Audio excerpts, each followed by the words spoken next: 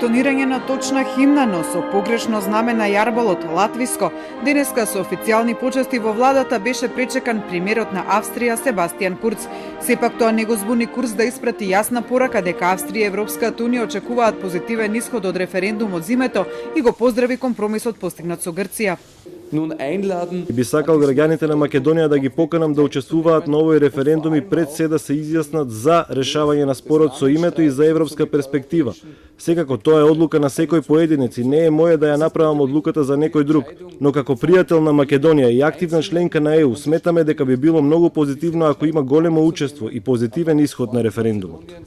Курц при тоа посочи дека пораката која испреќа во Македонија е идентична и за граѓаните и за премиерот и за опозицијата, а таа е дека е важно Македонија да има европска перспектива, но истата да ја искористи и да оди по тој пат, од која перспектива дела и решавањето на името. Од македонската влада соопштија дека и се извиниле на Австрија за, како што наведуваат, ненамерниот протоколарен пропуст со незиното државно знаме. До него дошло поради големата сличност во димензиите и колоритот на знамињата на Австрија и Латвија. За тоа дали некој ќе понесе одговорност за протоколарниот пропуст, од владата зателма била дека остануваат на соопштението во кое се извинуваат за пропустот. Инаку во владата Курц го пречека премиерот Заев која оцени посетата на австрискиот колега како силна порака во пресрет на референдумот, на кој тој се надева дека граѓаните ќе гласаат за договорот со Грција. За тоа дали договорот зимето ќе биде ратификуван од Грција доколку Македонија го направи тоа, Заев е уверен дека и двете земји ќе ја завршат својата работа за прифаќање на договорот.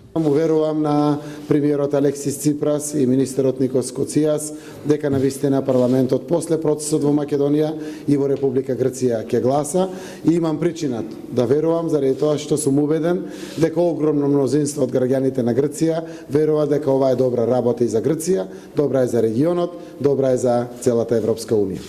Курц освен со Заев денеска разговараше и со лидерот на ВМРО ДПМН Христијан Мицкоски и на Дуи Али Ахмети. Мицкоски на австрискиот премиер, но и лидер на сестринската Австријска народна партија му го принел ставот дека договорот зимето останува неприфатлив за опозицијата, бидејќи не ги одразува државните национални интереси на земјата.